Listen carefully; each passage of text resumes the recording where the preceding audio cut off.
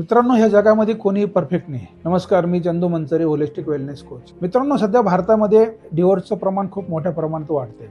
त्यातले बरेचसे नवीन कपल हे साधारणपणे एक अपत्य झाल्यानंतर वेगळे होत आहे आणि कारण असतं फक्त मी मोठा का तू मोठा, मी योग्य का तू योग्य, थोडक्यात आपला कुठेतरी युगो. परंतु ते हे विचार करत नाही की ते जे बाळ जन्मलेलं असतं त्याचा त्याच्यावर काय परिणाम होईल. साधारणपणे ते बाळ त्याच्या आईकडे असतं आणि ती जेव्हा एकटी असते तेव्हा तिचे विचार असतात ईर्ष्या, द्वेष, मत्सर, कुठेतरी बदल्याची एक आग मनामध्ये आणि एक असुरक्षितता.